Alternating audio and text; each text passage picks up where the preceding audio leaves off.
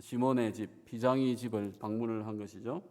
그때 이제 베드로가 마침 12시 기도하는 시간을 가지면서 환상을 보고 그 하늘에서 내려온 보자기가 무슨 뜻일까라고 의아해하면서 고민을 하고 있었죠. 이게 뭐지? 그때 이제 성령께서 지금 너를 찾는 자가 왔다. 그들을 의심하지 말고 함께 가라고 이야기를 합니다. 그래서 밑에 가니 그 세 명이 이제 고넬료가 보낸 세 명이 이제 있었던 거죠. 누가 이야기를 알려주었습니까? 성령께서 알려주신 거죠. 그래서 금방 보았던 그 환상의 내용도 하나님께서 보여주신 것이고 또 너를 찾아온 자가 있다고 해서 만나게 되어집니다. 고넬료의 종이 자기네가 어떻게 여기까지 왔는지 자초지종을 이야기를 하고 베드로가 이제 듣게 되어지고 이미 이제 오후가 늦었으니까 그날 출발을 한다고 해도 밤 새벽에 도착을 해야 하니까 오늘 밤은 여기서 잡시다 하고 유숙을 하게 합니다. 밥도 같이 먹었겠죠. 일상을 어쨌든 그 한 집에서 1박을 같이 하는 상황입니다. 고넬료가 보낸 자는 유대인이 아닙니다. 아마 이방인이었을 것이고 하지만 어떤 하나님을 믿는 종교성을 가지고 있는 하인과 군인이었을 것입니다. 말도 해야 했고요. 밥도 같이 먹고 잠도 같이 자는 시간을 보냈습니다. 그게 당연한 거 아니냐 생각하겠지만 오늘 유대인 베드로에게는 그들과 함께 밥을 먹고 말을 섞고 생활을 같이 한다고 하는 것은 이건 법을 어기는 것입니다. 유대인의 유전과 전통을 어기는 것이죠. 하지만 베드로는 그 모든 것을 수용하고 그같이 하룻밤을 보내게 되었습니다.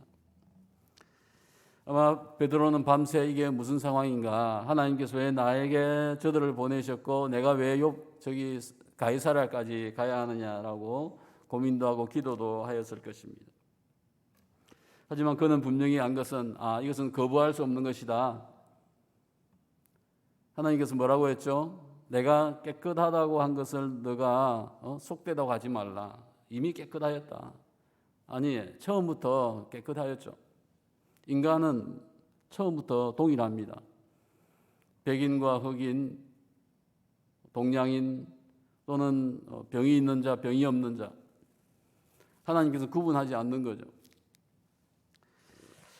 그 다음날 아침이 되어서 그들과 함께 길을 갑니다. 이때 요빠의 형제들도, 요빠에 있던 교인들도 같이 가이사랴 여행에 동행을 하게 되어지는 것이죠. 이게 어떤 상황일까? 과연 가이사랴에는 무엇이 우리를 기다리고 있을까라고 올라갔습니다. 그곳에 갔더니 누가 맞이합니까? 고넬료의 집이니까 고넬료가 이제 친척을 불러 놓았습니다. 또 여기 보니까 친구들도 불러 놓았습니다. 그러니까 자기 주변에 있는 모든 관계가 있는 자들을 다 불러 모은 거죠. 아마 종교성이 있고 또 유대교 신앙을 조금 알기도 한 그런 사람들이겠죠. 하지만 전혀 지금 상황이 어떻게 될지 알지 못하지만 어쨌든 고넬료가 준비한 것은 무엇입니까? 집회를 준비한 거죠. 말씀을 듣기 위해서 준비하였다라고 이야기했습니다. 또한 고넬료는 친척들을 불러 모았습니다. 그런데 만약 안 오면 어찌 됩니까?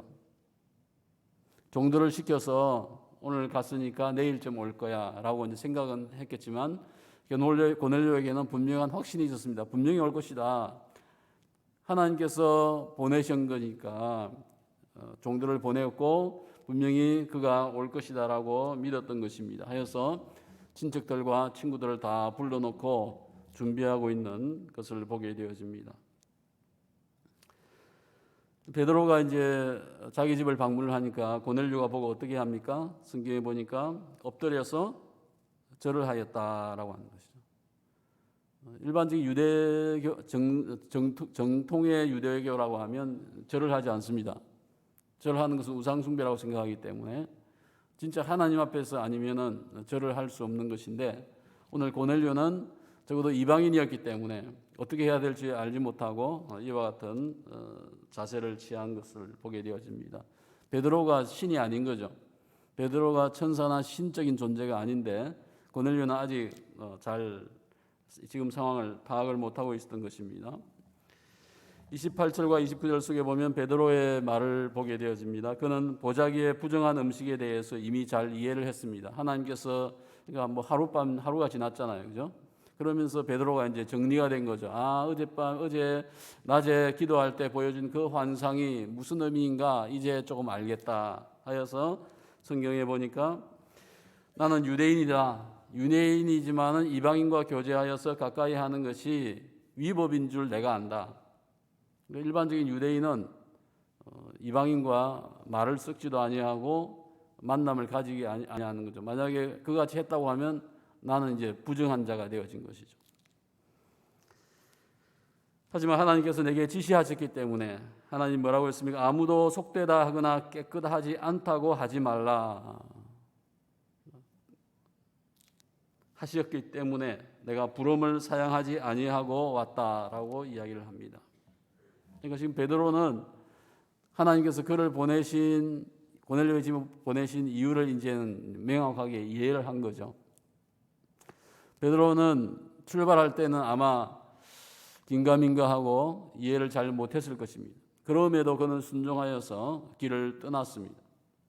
옛날 베드로라고 하면 어떻게 하겠어요? 화를 내고 그죠? 나 절대 안 갑니다. 이게 이제 베드로의 성격인데 지금 많이 부드러워져 있는 베드로의 모습을 보게 되어집니다. 베드로는 이방인과 교제하는 것이 문제가 안 된다고 이제 생각을 하지만은 문제는 이제 베드로 자신이 아니고 교회의 문제입니다. 예루살렘 교회예요. 예루살렘 교회의 공동체는 대부분이 유대인이죠. 유대인은 이방인들과 예수를 믿지만은 여전히 교제를 하지를 못했습니다. 눈치를 보는 거죠. 교인들 눈치도 보겠지만 누구 눈치를 보겠습니까? 예수 믿지 않는 유대인들 눈치를 보는 거예요.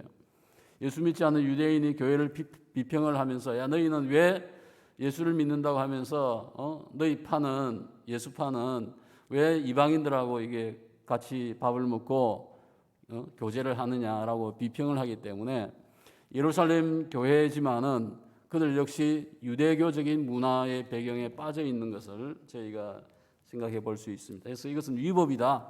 하지만 나는 왔다라고 그가 이야기를 하고 있습니다. 오늘 고넬료가 어떤 얘기를 합니까? 내가 기도할 때에 흰옷을 입은 어떤 자가 나에게 이같이 해서 자초지경을 이 경위에 대해서 설명을 해줍니다. 그러면서 마지막에 우리는 주께서 당신에게 명하신 모든 것을 듣고자 하여 다 하나님 앞에 있나이다. 하나님께서 당신에게 메시지를 주었는데 그 메시지를 듣고 싶습니다. 과연 이게 왜 우리가 여기에 모여야 하는지, 하나님께서 무엇을 말씀하시려고 하는지 말씀해 달라고 하는 얘기죠. 정말 이미 매우 훌륭하게 준비되어 있는 회중입니다. 참 말씀을 사모하는 이런 자세들, 또 하나님의 음성을 듣고자 하는 그와 같은 이미 교회가 준비되어져 있는 거죠. 여기에서 말씀만 전하면 성령이 임하면 교회는 가이사라의 시작이 되게 되어지는 것입니다. 사도행전의 모든 시간과 만남과 그 과정들을 보게 되어지면요, 이것은 인간이 만든 시간표가 아닙니다. 하나님의 사역은, 하나님의 선교는 정한 시간과 하나님의 장소에서 일어나게 되어집니다. 지금 베드로는 예루살렘에 있었지만 이미 땅끝에 와 있는 것입니다. 예수님께서 베드로에게 명령하신 온 유대와 사마리아와 땅끝까지라고 하는 그것이 벌써 와 있는 거예요. 인간의 시간표에 의하면, 유대교 기독교인의 시간표에 의하면 이것은 한참 먼 훗날 이야기입니다. 땅끝까지 복음을 가져간다고 하는 것은. 그런데 하나님께서는 급하신 거예요. 하나님은 속도가 필요했던 것입니다. 하나님의 자신의 사명을 이루어가는 것이 선교인 것입니다. 베드로는 종족에 대해서 무지했습니다. 이것을 이제 선교학에서는 종족무지라고 합니다. 종족무지. 자기 민족만 안 알고 타 민족에 대해서, 모든 민족에 대해서 무지하다고 하는 것이죠. 오늘 베드로는 이와 같은 무지를 깨는 시간입니다. 하나님께서 점점 하나하나 하면서 베드로의 이 생각을 하나님께서 깨우치고 있는 것을 보게 되어집니다. 자기 민족과 자기 동포에게만 관심이 있는 베드로였습니다. 오늘 우리의 관심은 누구에게 있습니까? 하나님의 관심은 누구에게 있습니까? 나의 관심과 하나님의 관심이 동일해야 되겠죠. 하나님의 관심은 모든 민족과 땅끝까지 있는 것을 저희가 기억해야 합니다. 하나님께서 이미 깨끗하게 하셨습니다. 누구는 속되고 누구는 깨끗하다라고 하지 말라고 하셨습니다. 베드로가 오늘 완전히 이해하지 못하였지만 먼저 순종하면서 먼저 출발하였고 하나님의 뜻을 찾고 있습니다. 오늘 저희들도 하나님의 말씀을 묵상하고 땅끝의 영혼들을 위해서 특별히 기도하는 시간을 가지시기를 권면합니다. 고넬료와 같이 하나님 말씀을 듣고자 하는 그와 같은 마음들, 또 그와 같은 수많은 민족들을 구원할 수 있는 저희들, 교회들 되어야 되겠습니다. 기도하겠습니다.